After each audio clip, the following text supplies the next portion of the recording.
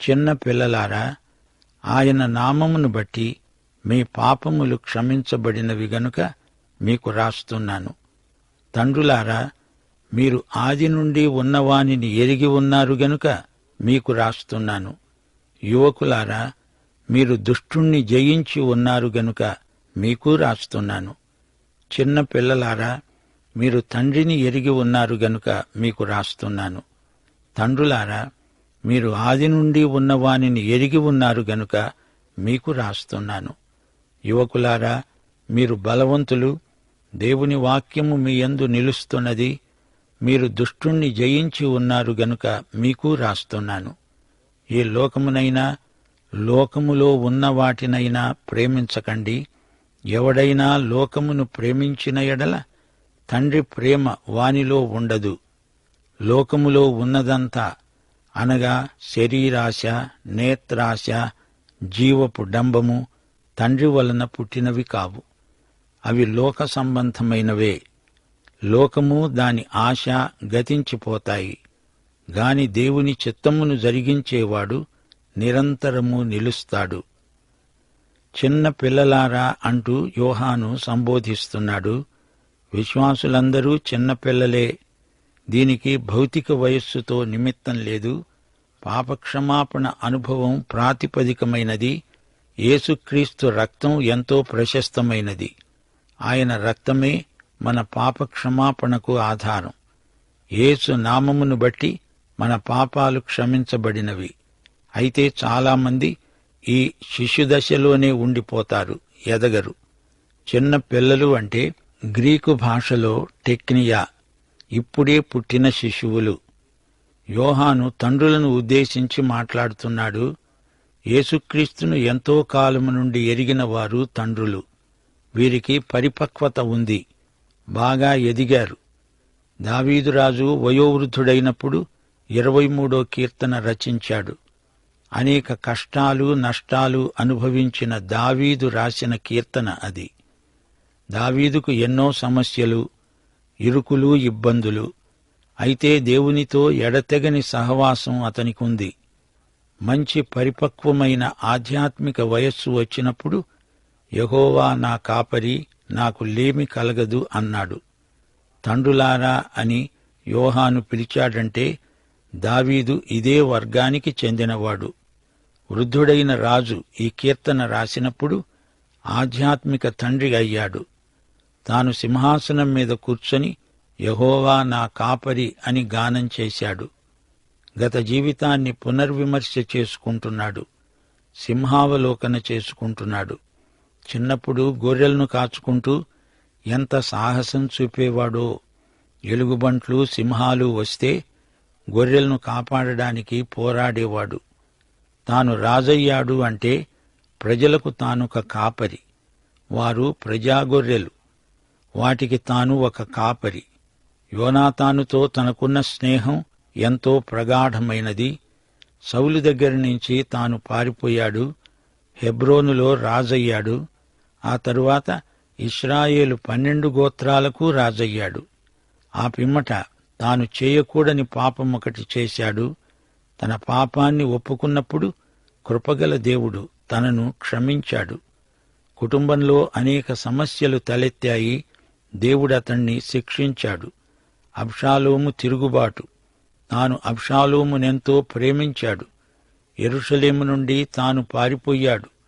అబ్షాలోము మరణవార్త విని దావీదు గుండె బద్దలయ్యేలా ఏడ్చాడు. ఇప్పుడు కీర్తన రాసి పాడుకుంటున్నాడు.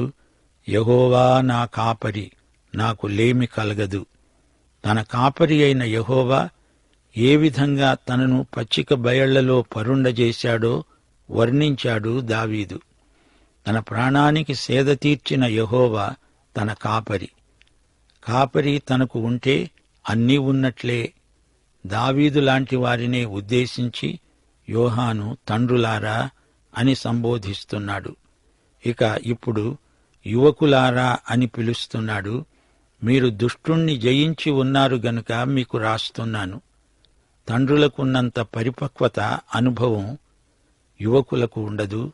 అయితే వీరు క్రీస్తు రక్తబలం చేత దుష్టుణ్ణి జయించారు. దేవుని కోసం ఎలా జీవించాలో ఈ యువకులు ఎరుగుదురు. యువకులారా, దుష్టుణ్ణి జయించి మీరు నిజంగా యువకులని రుజువు చేసుకోండి. మీరు ఈ రోజున దేవుని కోసమే జీవిస్తామని ప్రతిన పూనండి. చిన్న పిల్లలారా, మీరు తండ్రిని ఎరిగి ఉన్నారు గనుక మీకు రాస్తున్నాను. పరిపక్వత లేని పసిపిల్లలకిది రాస్తున్నాను. మీరు పైడియా వర్గం. గ్రీకు భాషలో పైడియా అంటే ముక్కుపచ్చలారని పసికందులని అర్థం. తాము దేవుని పిల్లలమని వీరికి తెలుసు, అంతకు మించి వీరికి మరేమీ తెలియదు. కొన్ని సంఘాలలోనైతే అధిక సంఖ్యాకులు ఆధ్యాత్మిక బాలలు. వారికి కాపరులు పాడాలి జోలలు. భౌతిక వయస్సు పైన పడుతున్నా ఆధ్యాత్మికంగా వీరు శైశవంలోనే ఉండిపోయారు. వారికి ఎదుగు బొదుగు లేదు. మళ్లీ యోహాను ఈ 3 వర్గాల వారిని పలకరిస్తున్నాడు. తండ్రులారా, మీరు ఆది నుండి ఉన్నవానిని ఎరిగి ఉన్నారు గనుక మీకు రాస్తున్నాను. తండ్రులు తెలుసుకోవలసిందంతా తెలుసుకున్నారు. క్రీస్తునందు తండ్రి కావటమంటే ఏమిటో పౌలు ఫిలిప్పీ పత్రిక 3వ అధ్యాయం 10వ వచనంలో చెప్పాడు.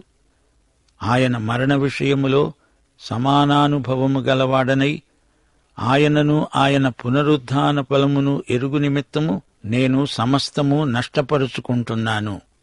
పౌలు ఆత్మయందు తండ్రిలాగా మాట్లాడుతున్నాడు. యేసుక్రీస్తును ఎరిగి ఉండడం ఎలాగా? ఆయనతో ఎడతెగక సహవాసం చేసేవారే ఆయనను ఎరిగినవారు.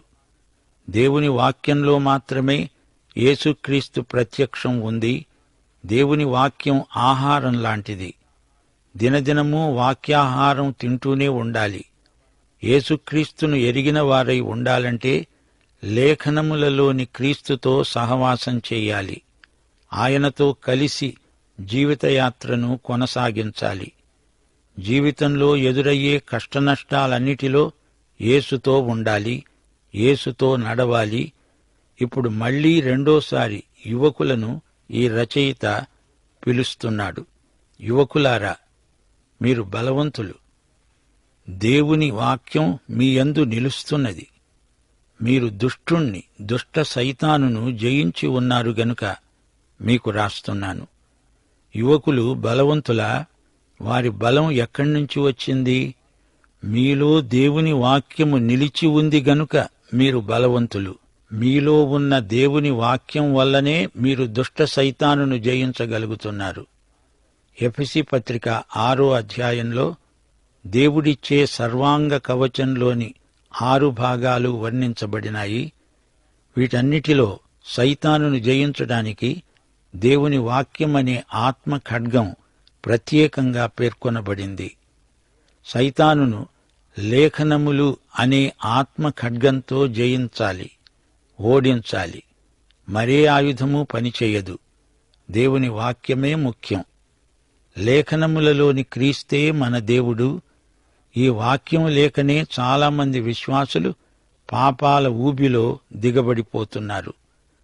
రోజు ముప్పూటలా మీరు సుష్టుగా భోంచేస్తారు కదా. అలాంటప్పుడు ఆత్మాహారాన్ని కూడా ఆ విధంగానే ఆరగించాలి గదా. వాక్యాహారము లేని విశ్వాసులకు ఆధ్యాత్మిక క్షయ ప్రాప్తిస్తుంది. జాగ్రత్త. దేవుని బిడ్డలు లోకములో ఉన్న వాటిని ఆశించకూడదు, వాటిని ప్రేమించకూడదు. మనము దేవుని పిల్లలము అని ఎలా తెలుస్తుంది అనే అంశాన్ని యోహాను ఇంతవరకు చర్చించాడు. మనము ప్రభువును ప్రేమిస్తాము, ఆయన ఆజ్ఞలను శిరసావహిస్తాము. ఎందుకనగా మనము దేవుని బిడ్డలము. దేవుని ఆజ్ఞలు భారమైనవి కావు. ఇవి ధర్మశాస్త్రమందలి దశాజ్ఞలు కావు. యేసు ప్రభువు ప్రత్యేకంగా తన విశ్వాసులకిచ్చిన ఆజ్ఞలివి. ఇవి ప్రేమాజ్ఞలు. యేసుక్రీస్తుతో మనకున్న సన్నిహిత సంబంధాన్ని బట్టి మనం అతి పరిశుద్ధ స్థలంలో ప్రవేశించాము. గమనించండి శ్రోతలు, రోమాపత్రిక మనలను దాస్యగృహములో నుండి విడిపించి బయటికి తెచ్చింది. ఎఫెసీ పత్రిక మనలను ప్రభువు యొక్క విందుశాలలోకి ప్రవేశపెట్టింది. హెబ్రీ పత్రిక మనలను కృపాసనము వద్దకు తెచ్చింది. 1 యోహాను పత్రిక మనలను దేవుని సన్నిధిలోకి పూర్తిగా ప్రవేశపెట్టింది. దేవునికి మనము విధేయులమైతే దేవుని బిడ్డలమని మనకు నిశ్చయత, ఇతరులకు రుజువు. మనము ప్రతి విషయములో ప్రభువును సంతోషపెడతాము. అదే మన ఆకాంక్ష. విధేయతకు ప్రేరణ ప్రేమ అయి ఉండాలి. యోహాను సువార్త 14:15 ప్రభువు అన్నాడు, మీరు నన్ను ప్రేమించిన ఎడల నా ఆజ్ఞలను గైకొంటారు. యేసు ప్రేమను బట్టి ఆయన ఆజ్ఞలకు విధేయులమవుతాము. అలాగైతే మన కుటుంబ సమస్యలు వెంటనే పరిష్కారమవుతాయి. మన హృదయంలో నిశ్చయత ఏర్పడుతుంది. క్రైస్తవం అంటే ప్రేమ ఉద్యమం, ప్రేమ సంబంధాలు.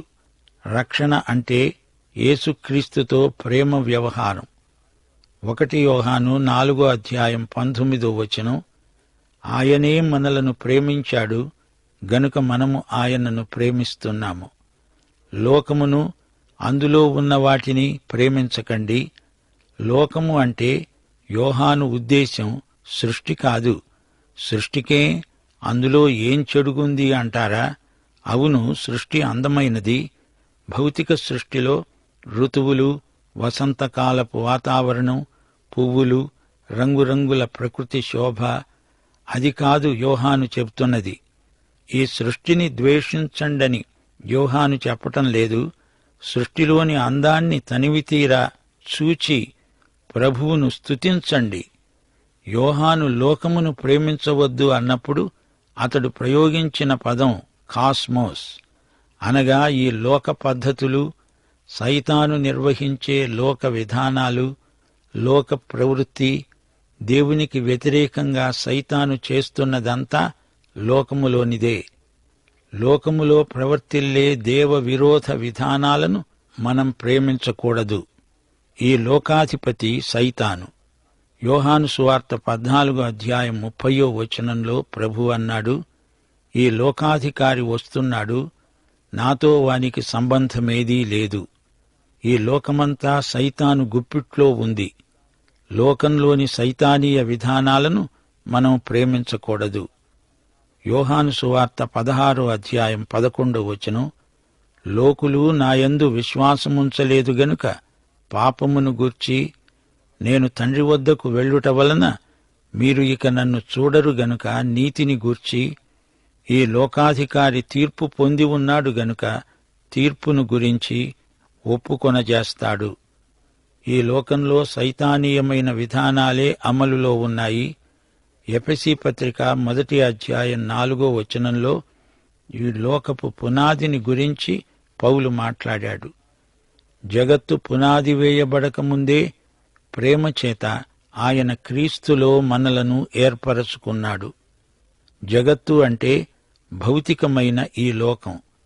అయితే ఎఫెసీ పత్రిక 2:2 తిరిగి లోకాన్ని గురించి మాట్లాడుతూ పౌలు అన్నాడు, వాయుమండల సంబంధమైన అధిపతిని, అనగా అవిధేయులైన వారిని ఇప్పుడు ప్రేరేపించే శక్తికి అధిపతిని అనుసరించి ఈ ప్రపంచ ధర్మము చొప్పున మీరు నడుచుకున్నారు.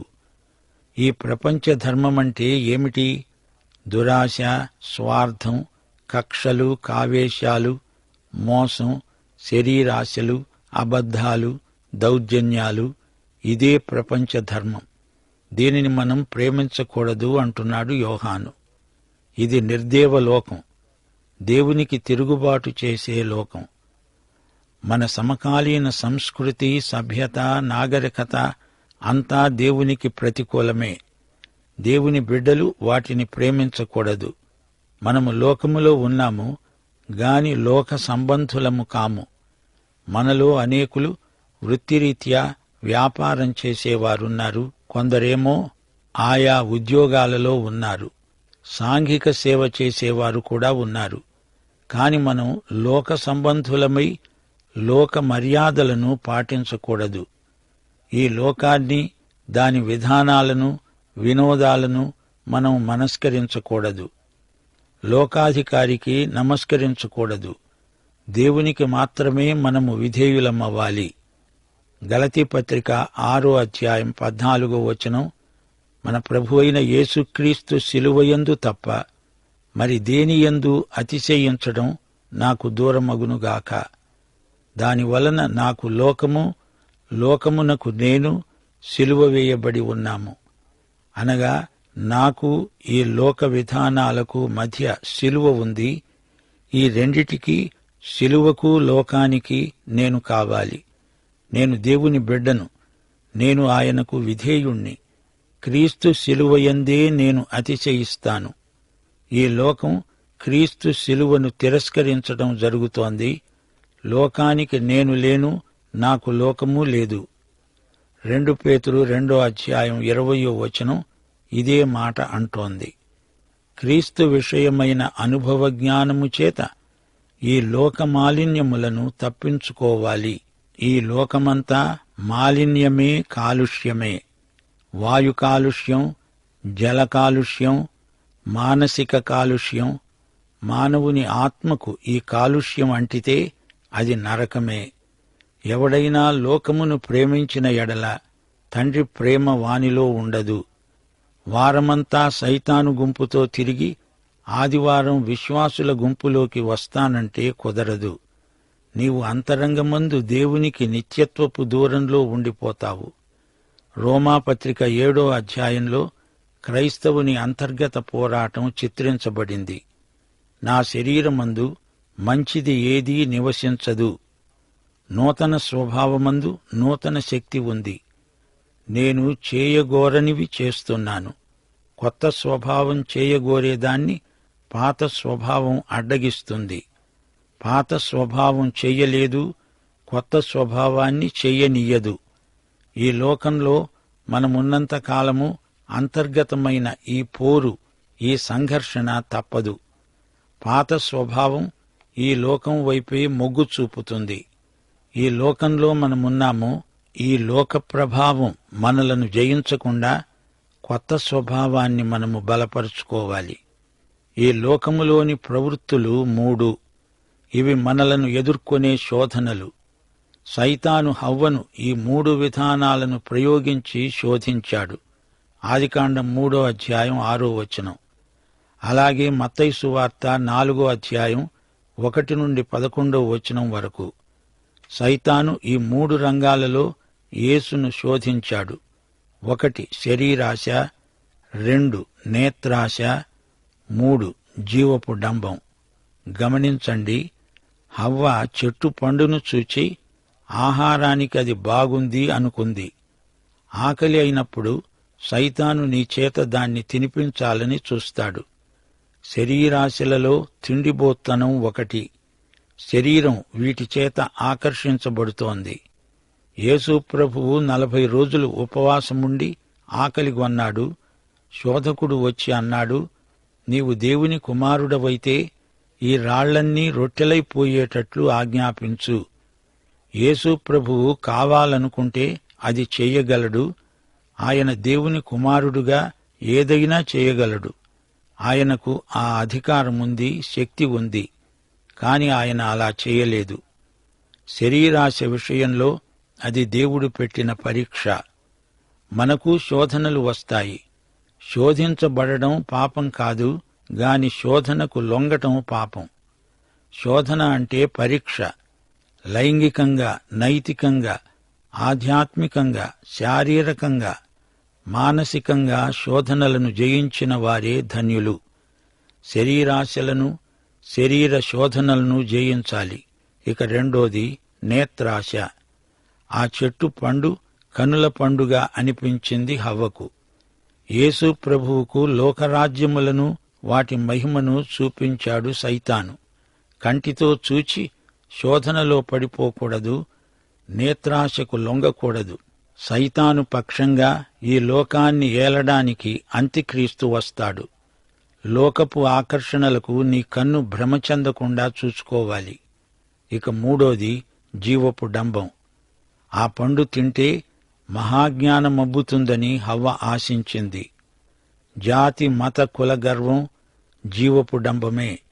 విశ్వాసులలో ఆధ్యాత్మిక గర్వం చాలా చెడ్డది. సైతాను యేసును దేవాలయ శిఖరం మీదికి ఎక్కించాడు. కిందికి దూకు, ప్రజలు నీ అద్భుత కార్యాన్ని చూచి అనేకులు నిన్ను వెంబడిస్తారు అన్నాడు. అలాంటి చౌకబారు అద్భుతాలు ప్రభువు చెయ్యడు. ఈ లోకం, దాని ఆశ గతించేవే. దేవుని చిత్తమెరిగి దాన్ని జరిగించేవాడే నిరంతరము నిలిచి ఉంటాడు. దైవాశీస్సులు. ఆమేన్.